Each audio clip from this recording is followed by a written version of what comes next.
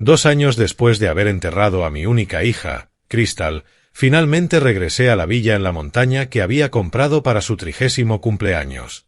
En cuanto vi su rosal floreciendo, perfecto, recién regado, mis manos empezaron a temblar.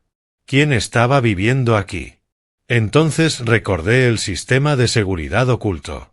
Fui a revisar las grabaciones y lo que vi me dejó paralizado. Agradezco que estés aquí escuchando mi historia. Antes de que entremos juntos a esa villa, dime, ¿en qué parte del mundo estás ahora mismo y qué hora es ahí? Tu presencia significa todo para mí. Antes de continuar, suscríbete al canal, dale like al vídeo y cuéntanos en los comentarios desde dónde nos estás escuchando. El trayecto desde Nashville hasta Gatlinburg toma unas 3 horas en un buen día. Aquella tarde de finales de octubre, con las hojas de otoño ardiendo en tonos rojos y naranjas sobre las montañas Smoky, yo no sentía nada más que el peso de 2 años presionándome el pecho. Había evitado este lugar desde el funeral de Crystal. La villa había sido mi regalo para ella, $850,000, con vista a las montañas que había amado desde niña. Ahora no era más que otra factura mensual drenándome por completo. Mi asesor financiero había sido muy claro la semana pasada. Gordon, tienes que venderla. Así que ahí estaba yo, haciendo un viaje que había pospuesto durante 24 meses. Necesitaba verla por última vez. Guardar sus cosas. Decir adiós. Tomé el estrecho camino de grava que serpenteaba entre los pinos. Eran casi las 3 de la tarde cuando llegué a la entrada. Tuve que detener el coche. El portón de madera brillaba. Barniz fresco, bisagras nuevas. Había esperado humedad y óxido después de 2 años de abandono. Y entonces vi los rosales. Los rosales de cristal. Esa variedad importada y costosa que requería cuidados constantes, fertilizante específico, podas precisas. Estaban floreciendo llenos, exuberantes, perfectos. La tierra alrededor estaba oscura y húmeda. Alguien los había regado esa misma mañana. Mi pulso se aceleró. Esos rosales deberían haber muerto en unos meses. El candado giró con suavidad. El portón se abrió sin emitir un solo sonido. Caminé por el sendero de piedra, con las manos empezando a temblar. La puerta principal se abrió con facilidad. Entré y me detuve en seco. Lavanda. Aroma fresco de lavanda. El mismo aromatizante que Crystal solía comprar en aquella tienda del centro. La sala parecía sacada de una revista. Sofá de cuero impecable. Pisos de madera brillante. La luz de la tarde entraba por las ventanas iluminando flores silvestres recién cortadas sobre la mesa del comedor. El pecho se me apretó. En la cocina, abrí el refrigerador. Mis manos ya temblaban sin control. Estaba lleno. Leche fresca con fecha de hace 3 días. Verduras, frutas, huevos, pasta sobrante en un recipiente de vidrio.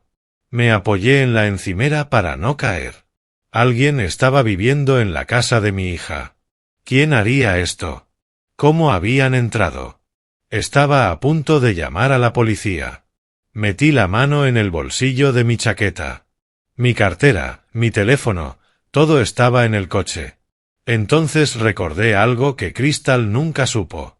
Cuando mandé construir este lugar, instalé una sala de seguridad oculta detrás de una estantería en la oficina del piso superior. Cámaras en cada esquina, grabándolo todo en un disco duro. Crystal pensaba que yo era paranoico, así que lo mantuve en secreto. Pero el sistema seguía ahí, vigilando. Miré hacia el techo donde sabía que una cámara estaba incrustada en un detector de humo. Si alguien estaba viviendo aquí, las cámaras lo habrían captado todo. Subí las escaleras con las manos temblando. Apenas llevaba 10 minutos dentro de la casa y ya todo se sentía distinto. La oficina estaba exactamente como ella la había dejado. Su escritorio junto a la ventana, su pluma fuente favorita en su soporte, los estantes llenos de novelas de misterio. Solo yo sabía lo que se ocultaba detrás de esos estantes. Fui al tercer estante, deslicé la mano por el borde inferior y presioné el panel oculto. Un clic suave sonó. La estantería se desplazó hacia adelante. La abrí lo suficiente para colarme dentro. La sala oculta era pequeña, de unos 8 por 8 pies. 3 monitores oscuros alineaban un escritorio estrecho. Cuando encendí el sistema, el zumbido del equipo vibró en el espacio reducido. Ingresé la fecha del cumpleaños de Crystal como contraseña. El panel se abrió mostrando las transmisiones en vivo del salón, la cocina y el dormitorio principal. Vacíos. Al menos por ahora, estaba solo, buscando respuestas. Abrí las grabaciones de la noche anterior, con marca de tiempo a las 8 en punto. Al principio, las habitaciones estaban vacías. Avancé rápido. De pronto, en la transmisión de la sala, la puerta principal se abrió y las luces se encendieron. Un hombre entró con la naturalidad de alguien que es dueño del lugar. Llevaba una camisa de lino suelta y pantalones de algodón suave, del tipo que Crystal siempre compraba por comodidad. Cuando se giró hacia la cámara, oculta detrás del reloj de pared, su rostro quedó completamente visible. Chandler. Mi yerno. El esposo de mi hija muerta. El pecho se me contrajo. Había pasado 2 años llorando miseria, pidiéndome préstamos, asegurando que su negocio se derrumbaba. Y sin embargo, ahí estaba, viviendo cómodamente en la villa de Crystal. Pero aún faltaba lo peor. Chandler se dejó caer en el sofá, encendió el televisor y llamó hacia el piso superior. «Cariño, ¿quieres algo de beber?» Una mujer bajó las escaleras, con una bata de seda, el cabello suelto, caminar seguro. Cuando pasó bajo la lámpara del comedor, la cámara captó su rostro con claridad. Mallory, la mejor amiga de Crystal. La mujer que me sostuvo la mano en el funeral, la que decía estar demasiado afectada para visitar esta villa siquiera una vez. Y sin embargo, ahí estaba, viviendo con Chandler como si la casa les perteneciera. Subí el volumen, con las manos temblorosas. Mallory le llevó una bandeja con frutas y 2 copas de vino. Se sentó demasiado cerca. Chandler la rodeó con un brazo. Ella se recostó sobre él. «Es perfecto aquí», dijo Chandler, satisfecho. «Cuidar este lugar lo vale». Mallory le dio a comer una rodaja de manzana y sonrió con arrogancia. «Mejor que venderla barato a ese viejo ingenuo. Gordon jamás sospechará nada. Cree que eres el yerno devoto y yo la amiga fiel». «Viejo ingenuo». Las palabras me golpearon. Chandler se levantó y empezó a caminar de un lado a otro. ¿Hasta cuándo seguimos escondiéndonos? ¿Cuándo podremos poner la casa a nuestro nombre? Estoy cansado de fingir que estoy en la ruina. Mallory rió con frialdad. Relájate. Todo lleva su tiempo. Ya nos deshicimos de Crystal hace 2 años sin dejar rastro. Transferir una propiedad no es nada. El aire se me fue del cuerpo. Repetí la frase para asegurarme de haberla escuchado bien. Ya nos deshicimos de Crystal hace 2 años sin dejar rastro. Mi cuerpo entero empezó a temblar. La muerte de Crystal siempre había sido catalogada como un ataque cardíaco natural. Sin autopsia. Sin preguntas. 2 años de duelo, destruidos por una confesión. No digas eso en voz alta, advirtió Chandler. Si alguien nos oye, estamos acabados. ¿Quién nos va a oír?, respondió Mallory con burla. Esta propiedad está aislada. Gordon no volverá, y a los locales no les importa. Antes de que pudiera asimilarlo, un rugido de motor sonó en la entrada. Revisé la cámara exterior. La camioneta blanca de Chandler estaba entrando. Habían vuelto. En cuestión de segundos, todo pasó de descubrimiento a supervivencia. La cámara exterior mostró cómo la camioneta blanca se detenía junto a mi sedán. Chandler bajó, vio mi coche y se quedó helado. ¿De quién es este coche?, exclamó, rodeándolo furioso. Es el de Gordon. ¿Qué diablos hace aquí? Mallory salió detrás de él, con el rostro perdiendo todo color. Dijo que estaba en Savannah. ¿Por qué vendría aquí? No lo sé, pero no puede vernos. murmuró Chandler mientras sacaba algo del bolsillo. Encuéntralo ahora. Mi corazón golpeaba con fuerza. Ellos habían matado a Crystal. Si me encontraban, yo sería el siguiente. Chandler era más joven, más fuerte y estaba desesperado. Apagué el monitor para que ninguna luz se filtrara. La oscuridad envolvió la habitación oculta. En la planta baja, la puerta principal se abrió de golpe. Gordon, la voz de Chandler retumbó por toda la casa. Pasos pesados cruzaron el suelo. «No está aquí abajo», gritó Mallory. «Revisa arriba». Un frío terrible me recorrió el cuerpo. La pequeña sala no tenía salida excepto la estantería. Ellos venían hacia mí. Mis ojos se fijaron en la rejilla de ventilación, mi única oportunidad. Me subí al escritorio, retiré la rejilla y me impulsé dentro del estrecho ducto. El metal raspó mis brazos mientras avanzaba a ciegas entre polvo y oscuridad. Detrás de mí, Chandler irrumpió en la oficina. «Revisa detrás de esa estantería».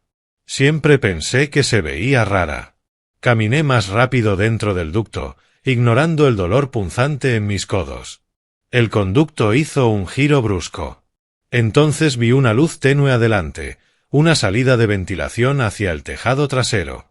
La pateé hasta desprenderla y me deslicé hacia afuera sobre las resbaladizas tejas justo cuando comenzaba a llover. Debajo había una caída de unos 12 pies. Gritos estallaron dentro de la casa. Habían encontrado la salida abierta. No había tiempo.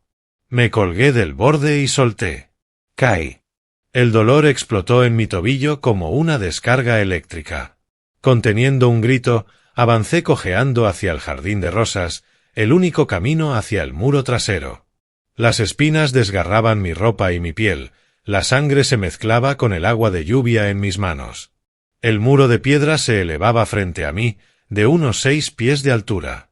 Salté, me aferré al borde y me impulsé hacia arriba con el tobillo ardiendo. Caí del otro lado, sobre el hombro de grava de la carretera de montaña. Por un instante, quedé jadeando bajo la lluvia. Entonces Chandler gritó desde dentro, se fue por encima del muro. «¡Trae la camioneta!». Me obligué a ponerme de pie y corrí por la carretera de la montaña. Sin plan, sin teléfono, solo el miedo empujándome hacia adelante. Mi cartera tenía $200 y una tarjeta de cajero, pero mi teléfono, mis llaves y mi computadora seguían en la villa. También todas las pruebas. La lluvia golpeaba con más fuerza, el frío atravesaba mi ropa. Cada paso enviaba descargas de dolor por mi tobillo lesionado. Unas luces aparecieron detrás de mí, la camioneta de Chandler. Me lancé hacia los árboles, escondiéndome detrás de un pino mientras él pasaba a toda velocidad, buscándome. Cuando las luces traseras desaparecieron, volví a la carretera y seguí avanzando. El tiempo se volvió borroso. Mis pulmones ardían. Mis piernas temblaban. Sangre y lluvia caían de mis manos sobre el asfalto. Cuando luces lejanas surgieron entre la niebla, ya era casi de 6 de la tarde. Había estado caminando durante horas, empapado, herido, aterrorizado y lo peor, había dejado atrás todas las pruebas. Avancé por la carretera de montaña durante lo que pareció una eternidad. La lluvia había empapado mi chaqueta y la sangre de las espinas ya se había secado en mis manos. Casi a las 8 de la noche, las luces de un pequeño restaurante aparecieron a través de la niebla. Dentro, solo un camionero estaba sentado en la barra y una mujer mayor atendía detrás del mostrador. Me miró una vez y tomó una toalla. «¿Está bien, hijo? Mi coche se averió, en la montaña. Necesito descansar. ¿Podría usar su teléfono?». Me guió hasta el viejo teléfono fijo junto a la cocina. «Tómese su tiempo».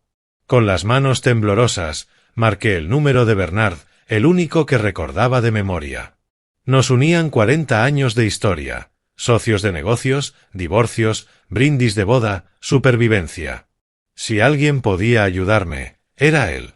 Respondió al segundo timbrazo. «Bernard, soy Gordon. Necesito ayuda. ¿Puedes enviarme $3,000 esta noche?». No preguntó por qué. ¿Western Union o transferencia bancaria? Western Union. Estoy en Gatlinburg. Dame 30 minutos. Ese era Bernard. Sin preguntas, sin dudar. Agradecí a la dueña del restaurante, pedí un café que no pude beber y esperé. Mi teléfono desechable, comprado con mis últimos $50 en una gasolinera, vibró exactamente media hora después. Bernard había enviado el dinero y añadió 2 palabras: mantente a salvo. Recogí el efectivo, me registré en el motel Pinewood Lodge y colapsé sobre la cama. Pero el sueño no llegó. Mi mente repetía la grabación, la risa de Mallory, la sonrisa soberbia de Chandler. Ya nos deshicimos de Crystal. La mañana llegó con un único propósito: encontrar pruebas. Fui a Mountain View Pharmacy, la farmacia habitual de Crystal. Connor, el joven técnico que siempre había sido amable con ella, se sobresaltó al verme entrar con las manos vendadas. Señor Fletcher, escuché lo de la villa. ¿Está bien? Necesito tu ayuda, dije en voz baja. Necesito ver el historial de recetas de Crystal del último mes antes de que muriera. Su rostro perdió el color. Señor, yo no puedo. Connor, lo interrumpí, algo no encaja en su muerte. Por favor. Tras una pausa tensa, revisó que la tienda estuviera vacía y abrió su archivo. Los dos miramos la pantalla. Esto no tiene sentido, murmuró. Su medicamento para el corazón, el que llenamos durante 2 años, fue cancelado y reemplazado por esto. Señaló una entrada: un suplemento herbal cardíaco sin regulación, $400 al mes, no cubierto por el seguro y peligroso para alguien con su condición. ¿Quién autorizó el cambio? Pregunté. Profundizó en los datos. Su mandíbula cayó. Aquí dice que usted. Hay una carta de autorización con su firma. Yo nunca había firmado nada. Imprimió el documento. La firma se parecía a la mía, pero estaba mal hecha, temblorosa, descuidada. Y la fecha me heló la sangre. Aquella semana yo había estado hospitalizado con una gripe severa. No pude haber firmado nada. Connor, pregunté, ¿recuerdas quién recogió esta receta? Cerró los ojos, pensando. Una mujer, cabello largo y oscuro. Dijo que era amiga íntima de la familia. Pagó en efectivo cada vez. Frunció el ceño. Tenía una pulsera dorada con una gran letra M. Mallory, la mejor amiga de mi hija. Había envenenado a Crystal. Guardé los documentos en mi chaqueta. Connor, por favor, mantén esto entre nosotros. Señor Fletcher, ¿no debería ir a la policía? Todavía no, respondí. Porque ir a la policía sería demasiado fácil para ellos. Abogados, negociaciones, quizá un acuerdo. Tal vez el dinero de la familia de Chandler lo arreglaría todo. Quizá recibirían 10 años, o 5, o menos. No. Ellos necesitaban sentir lo que sintió Crystal: la traición, el miedo, la lenta comprensión de que las personas en las que más confiaba querían verla muerta. Ya tenía pruebas, pero lo que necesitaba era justicia, y pensaba obtenerla. Me senté en el cuarto del motel durante horas, mirando la firma falsificada y el nombre de mi hija en el frasco del veneno. La luz de la tarde se arrastraba por la alfombra delgada y la observé avanzar como si fuera el tiempo deslizándose sin detenerse. Al atardecer, supe exactamente lo que tenía que hacer. Ir a la policía solo les daría abogados, un juicio, excusas, acuerdos.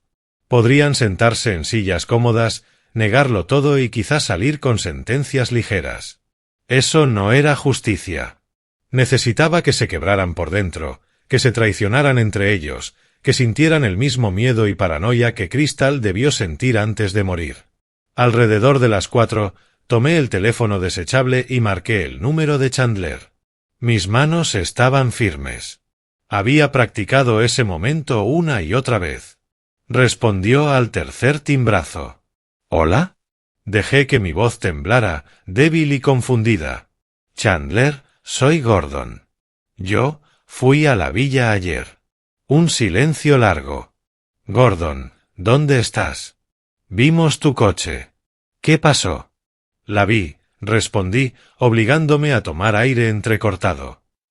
Vi a Crystal, su fantasma, de pie en el porche, mirándome fijamente. Entré en pánico. Un camionero me llevó montaña abajo. No puedo volver. Silencio. Escuchaba cómo calculaba cada palabra. Gordon, eso es el duelo, dijo al fin, suavizando la voz. Tu mente te está jugando trucos. No existen los fantasmas. Sé lo que vi, susurré. Parecía enojada, como si la hubiera decepcionado. Tú no decepcionaste a nadie. Ahora sonaba más seguro, convencido de que yo estaba perdiendo la cordura. ¿Dónde estás? Estoy quedándome con Bernard en Nashville. No puedo conducir de vuelta. ¿Podrías traer mi coche? Te pagaré la gasolina. Por supuesto, no tienes que pagarme nada. Somos familia. Alivio palpable se filtró en su voz. Lo llevaré mañana a casa de Bernard. Gracias, hijo. La palabra me supo amarga. No sé qué haría sin ti. Después de colgar, me quedé sentado en silencio. Podía imaginarlos celebrando. Buenas noticias, el viejo está perdiendo la cabeza. Ve fantasmas. No es una amenaza. Que pensaran eso. Que se confiaran. Esa noche, cuando estuve seguro de que se sentían a salvo, envié el primer mensaje. Había comprado un segundo teléfono desechable, pagado en efectivo, sin identificación. Tecleé el texto lentamente. Ese remedio herbal sabía amargo, ¿verdad? Los vi a los dos en la farmacia aquel día. Presioné enviar, esperé la confirmación y retiré la batería. Imaginaba a Chandler leyéndolo, tal vez conduciendo con Mayeri a su lado, su rostro perdiendo color, las manos tensándose en el volante. La ansiedad de Mayeri subiendo mientras preguntaba: ¿quién envió esto? ¿Quién sabe lo de la farmacia? Y Chandler respondiendo: dijiste que con Nor no hablaría. Dijiste que le pagaste. Lo hice. No puede ser él. Entonces, ¿quién? ¿Gordon? Es un viejo de luto que ve fantasmas, respondería Chandler. No tiene importancia. Pero la duda ya estaría sembrada entre ellos. El miedo empezaría a retorcer sus pensamientos. Cada llamada, cada ruido en la noche, cada sombra en la ventana, los haría cuestionarlo todo. Y lo más importante, los haría cuestionarse entre ellos. El miedo no solo asusta. Corroe la confianza. Los imaginaba discutiendo, con voces afiladas, certezas antiguas desmoronándose, la alianza que había asesinado a mi hija empezando a resquebrajarse. Primero un pequeño quiebre. Luego otro. Y yo seguiría presionando, empujando, hasta que la fractura se abriera y se rompiera por completo. Me recosté en la cama del motel y cerré los ojos. Que se destruyeran solos. El miedo es un virus, y yo acababa de infectarlos a ambos. Durante los siguientes 2 días, no me detuve. Envié más mensajes, cada uno diseñado para alimentar su paranoia. Crystal confiaba en ustedes dos. Miren lo que hicieron. Las cámaras lo vieron todo. Los mantenía vagos, lo justo para aterrorizar, pero nunca lo bastante específicos como para rastrearlos. Quería que miraran por encima del hombro. Que dudaran de todo.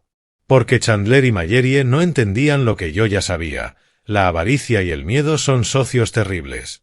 En la noche del 4.º día, estaba sentado en el motel mirando el teléfono desechable. Llevaba horas pensando. No tenía una aplicación para rastrearlos. No sabía dónde estaban ni qué planeaban.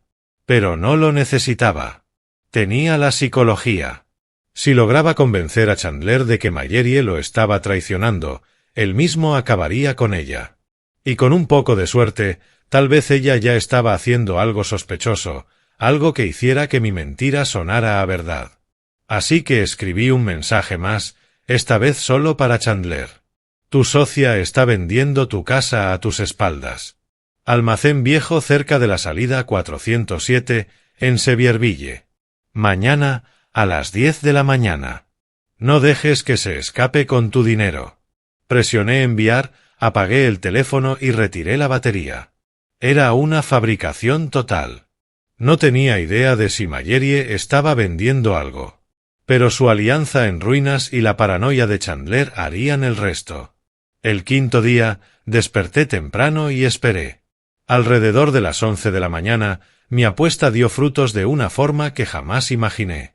Conducía por un camino secundario cerca de Gatlinburg cuando escuché sirenas. Policía, ambulancia, camión de bomberos, subiendo hacia la carretera de montaña entre Sevierville y Gatlinburg. Me detuve en una gasolinera y llamé al 911 desde un teléfono público. Ha habido un accidente en la ruta 441, cerca del mirador, dije, disfrazando la voz. Un sedán se salió de la carretera. Colgué y seguí a los vehículos de emergencia a distancia. Cuando llegué a la escena, estacioné en el arcén y levanté los binoculares que había comprado en una ferretería. Ahí estaba, el sedán plateado de Mallory, destrozado contra un árbol. La parte frontal estaba aplastada, la lluvia aún hacía resbaloso el camino, y Chandler se encontraba junto al vehículo, empapado, sosteniendo una palanca metálica. Lo vi forzar la puerta del conductor y sacar a Mallory. Ella estaba viva, pero herida, cojeando, sujetándose las costillas. Intentó negar con la cabeza, llorando, intentando alejarse, pero él era más fuerte. No podía oír sus palabras, pero no lo necesitaba. La furia en su rostro lo decía todo. Mi mentira había funcionado. De algún modo, Chandler había revisado sus pertenencias y encontrado algo, documentos de propiedad, mensajes, lo que fuera, le había convencido de que ella lo estaba traicionando. Y ahora la arrastraba de vuelta al único lugar donde creía estar seguro, la villa. Observé cómo Chandler obligaba a Mallory a subir a su camioneta y se alejaba, con la grava saltando detrás de las ruedas. Esperé hasta que la policía terminó de asegurar la zona del accidente. Luego encendí mi motor y seguí despacio, con cautela, manteniendo distancia. Sabía exactamente a dónde se dirigía, y esta vez yo estaría allí primero. Años atrás, mucho antes de que Crystal lo supiera, había escondido una llave de repuesto bajo una piedra suelta cerca del cobertizo del jardín. Yo había instalado el sistema de seguridad, sin decírselo nunca.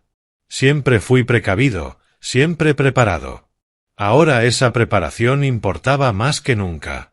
Miré por el retrovisor mientras la carretera de montaña serpenteaba frente a mí. La lluvia comenzaba a disiparse. En algún punto más adelante, Chandler corría de vuelta a la villa, convencido de que el $1.200.000 en oro seguía encerrado en la caja fuerte. No tenía idea de lo que le esperaba. Susurré en el coche vacío, que comiencen los juegos. Llegué a la villa horas antes que ellos, usando la llave de repuesto que había escondido años atrás, bajo una piedra suelta en el porche trasero. Para cuando el sol se puso y la tormenta llegó, yo ya estaba listo. La sala oculta estaba exactamente como la había dejado, polvorienta, estrecha, pero completamente funcional. Una pared de monitores mostraba cada rincón de la casa. Altavoces, luces, cerraduras, incluso el difusor de la banda que había instalado en el pasillo tantos años atrás, todo conectado a una sola tableta en el escritorio frente a mí. Había construido este sistema para proteger a mi hija. Ahora lo usaría para destruir a quienes la habían matado. A las 8 de la noche, unos faros atravesaron la lluvia. La camioneta de Chandler derrapó en la entrada de grava. Vi en la pantalla cómo arrastraba a Mallory fuera del vehículo. Ella cojeaba gravemente, sujetándose las costillas, empapada hasta los huesos. Él la empujó hacia el interior y cerró la puerta de un portazo. Luego arrastró una estantería y la colocó enfrente, atrancando la entrada. Mallory cayó en el sofá, tiritando. Chandler ni siquiera la miró. Fue directo a la chimenea, sacó un martillo de su chaqueta y comenzó a destrozar la pared. El trueno retumbó afuera. Los relámpagos iluminaban la habitación en destellos. Me incliné hacia adelante y presioné el primer botón. Etapa 1, oscuridad. Todas las luces de la casa se apagaron. Mallory gritó. Chandler buscó su teléfono a tientas, encendiendo la linterna. «Es solo la electricidad», gruñó, con la voz temblorosa. La tormenta la tumbó. «Cálmate». Pero yo podía ver cómo sus manos temblaban mientras volvía a golpear la pared con el martillo. Etapa 2. Música. Activé los altavoces del techo del segundo piso. Una melodía suave llenó la casa, la polonesa militar en mi bemol mayor de Chopin. La favorita de Crystal. Chandler se quedó congelado a mitad del golpe. La cabeza de Mallory se levantó de golpe.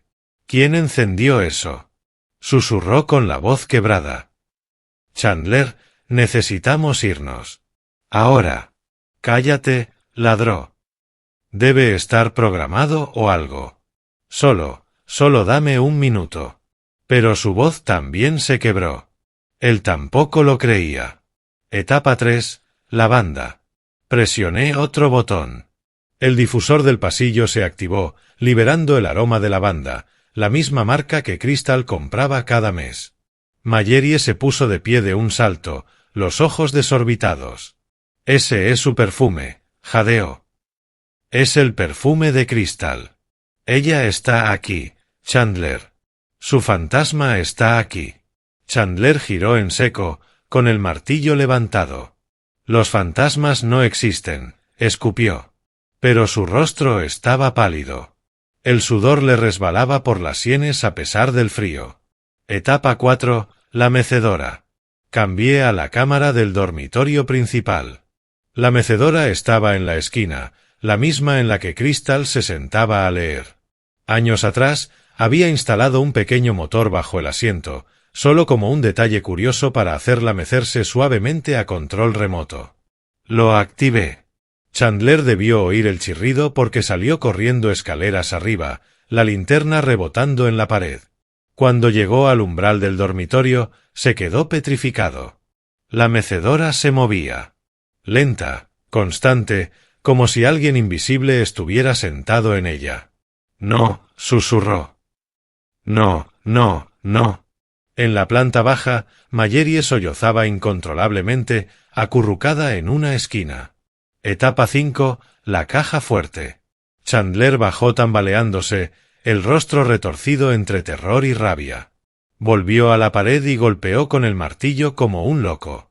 El yeso estalló, el polvo llenó el aire y entonces apareció una puerta de acero con un teclado numérico empotrada detrás de la chimenea.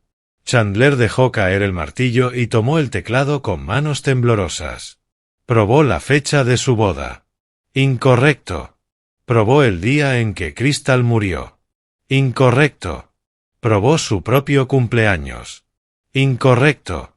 «Vamos», gritó, golpeando el metal. «Ábrete, pedazo de...». «Olvídate del dinero», chilló Mallory desde el otro extremo. «Esta casa está embrujada. Tenemos que irnos». Chandler giró hacia ella, con los ojos enloquecidos. «No me voy sin lo que es mío». Me recosté en la silla, observándolo intentar una combinación tras otra. El sudor le caía en cascadas. Las manos le temblaban tanto que apenas podía pulsar las teclas. Jamás lo adivinaría. Solo alguien que hubiera amado de verdad a Crystal sabría el código, el día en que la sostuve por primera vez recién nacida. 15 de junio, 6:15 de la mañana. El día más importante de mi vida. Y Chandler Rhodes jamás lo descubriría.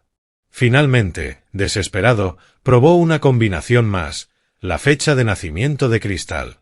La caja fuerte hizo un clic. «Sí», gritó, su voz quebrándose con triunfo. Mallory se abrió. Abrió la puerta de golpe, iluminando el interior con la linterna del teléfono. La caja fuerte estaba vacía. Excepto por una cosa. Una tableta. Su pantalla brillaba suavemente en la oscuridad. Y en esa pantalla, yo. Sentado en una silla, mirando directamente a la cámara. En vivo. «Felicidades, Chandler», dije, con voz fría y firme a través del altavoz.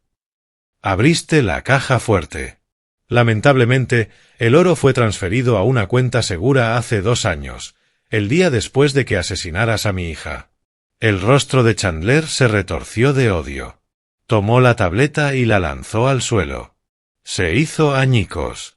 «Muéstrate, viejo», rugió. «Sal y enfréntame». Salí del pasillo y me detuve bajo la luz, en lo alto de la escalera. Chandler levantó la cabeza de golpe. Tomó la palanca metálica del piso y corrió hacia las escaleras, sus botas golpeando la madera. «¿Crees que te tengo miedo?», bufó, subiendo a toda velocidad. «No eres más que un viejo débil y solo. Sin policía. Sin nadie que te ayude». Levanté el control remoto. «No necesito ayuda», dije en voz baja. «Tú vas a destruirte solo». Presioné el botón. Humo blanco estalló desde las rejillas del techo. Denso. Asfixiante. Cegador. El sistema contra incendios que había instalado años atrás llenó toda la casa. Chandler retrocedió tambaleándose, tosiendo con violencia, los ojos llorosos. Agitó la palanca a ciegas, incapaz de verme entre la nube. Mi voz resonó por los altavoces integrados en cada habitación. Este sistema fue instalado para protegernos de intrusos. Nunca imaginé que el intruso sería mi propio yerno. Entre el humo, Chandler gritaba. No de dolor. De furia. ¿Quieres la verdad, viejo? Bien. Sí, lo planeé. Le dije a Mallory que cambiara esas malditas pastillas. Mi pecho se tensó, pero no me moví. Continuó, descontrolado, vomitando palabras como veneno. Crystal era una princesa mimada. Todo se lo dieron. Esta villa de $850.000, el fondo fiduciario, todo desperdiciado en ella. No lo merecía. Su voz se quebró. Y tú, viejo, tú eres el siguiente. Lo haré parecer un accidente, igual que con ella. Permanecí inmóvil, dejándolo hablar. Que se incriminara con cada palabra. Cuando al fin se quedó sin aire, señalé hacia el techo. Chandler miró hacia arriba. Cámaras. Decenas de ellas. Incrustadas en detectores de humo, lámparas, rejillas. Pequeñas luces rojas parpadeaban en cada una. Grabando. Transmitiendo. Esas cámaras no solo están grabando, Chandler, dije con voz helada. Durante los últimos 15 minutos han estado transmitiendo en vivo.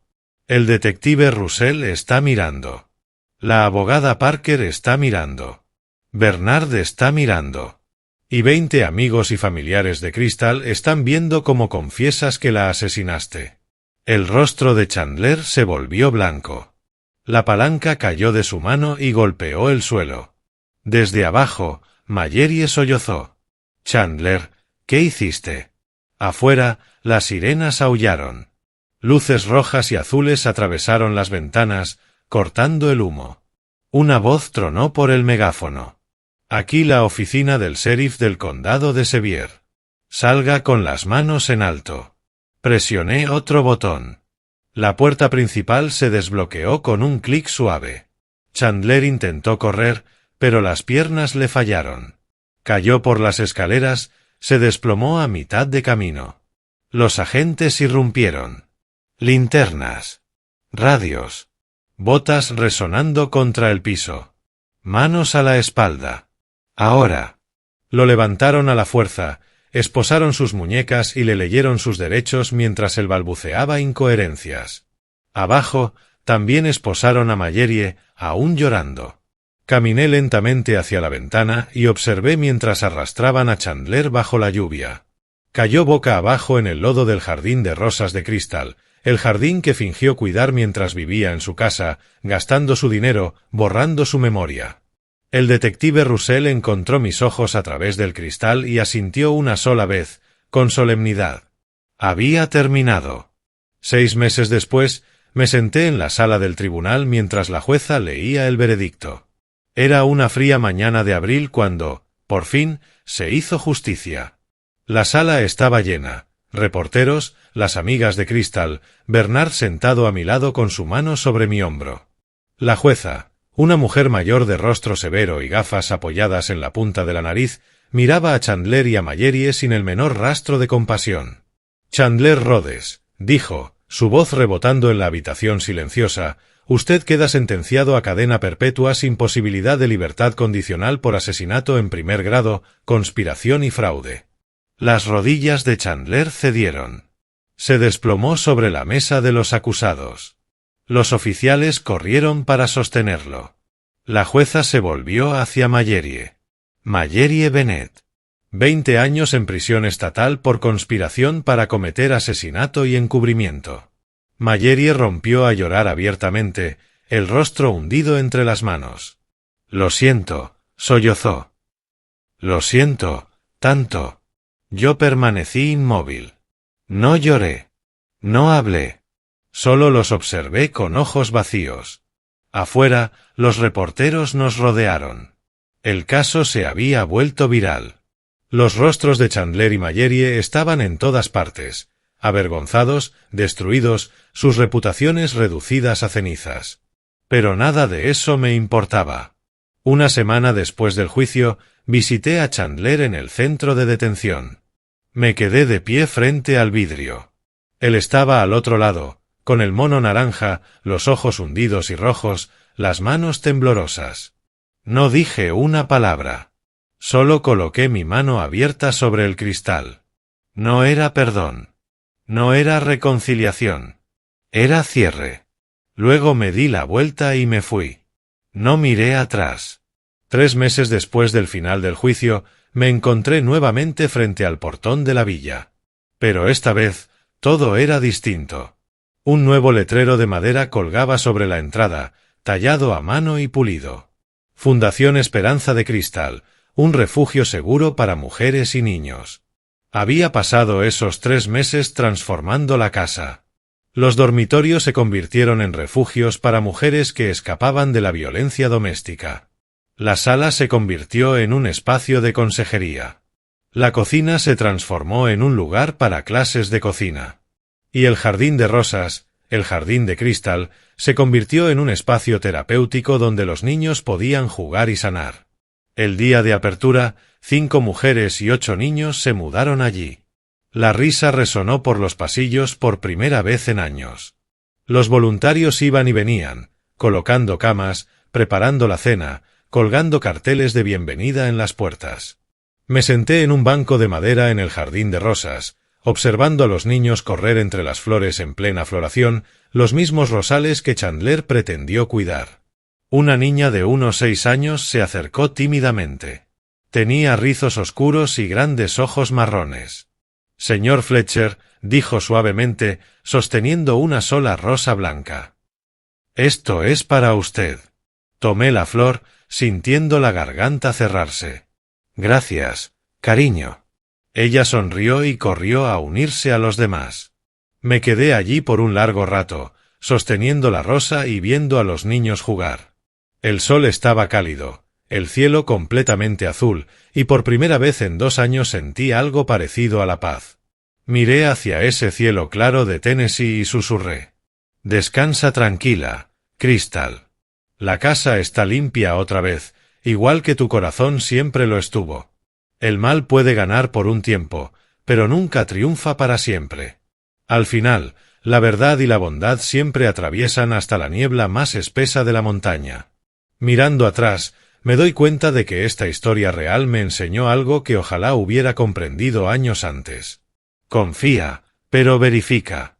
Confié en Chandler porque Crystal lo amaba. Confié en Mallory porque había sido su mejor amiga desde la universidad. Pero nunca hice las preguntas difíciles. Nunca miré lo suficientemente de cerca. No seas como yo. No esperes hasta que sea demasiado tarde para proteger a quienes amas. Si eres padre, madre, abuelo, abuela, si tienes a alguien precioso en tu vida, presta atención. Observa con quién se rodea. Nota las señales pequeñas, las inconsistencias, las mentiras que no terminan de encajar, las personas que parecen demasiado interesadas en el dinero y no lo suficiente en el amor. Estas historias de abuelo no son solo sobre venganza. Son sobre arrepentimiento. Arrepentimiento por no haber visto el peligro antes. Arrepentimiento por no haber salvado a Crystal cuando aún podía hacerlo. Pero esto aprendí. A través del dolor, el mal no tiene la última palabra. Dios me dio las fuerzas para buscar justicia cuando ya no tenía nada. Me dio la sabiduría para convertir la muerte de mi hija en algo que pudiera ayudar a otros. Y me recordó que, incluso en nuestros valles más oscuros, todavía hay espacio para la redención. La Fundación Esperanza de Crystal ahora alberga a docenas de mujeres y niños cada año. Ese es su legado. No la traición. No el asesinato. Sino la esperanza. Así que este es mi consejo de un padre roto a quien quiera escuchar. Ama con fuerza, protege con sabiduría y nunca ignores tus instintos. Esta historia real, estas historias de abuelo, son mi advertencia y mi testimonio. Cada historia verdadera lleva una lección. La mía es esta: la justicia puede tardar, pero siempre llega. Si esta historia te conmovió, deja un comentario compartiendo tus pensamientos. Presiona el botón de suscribirte para no perderte ninguna historia más. Y si conoces a alguien que necesite escucharla, compártela. Tu apoyo mantiene vivas estas historias. Dios los bendiga a todos.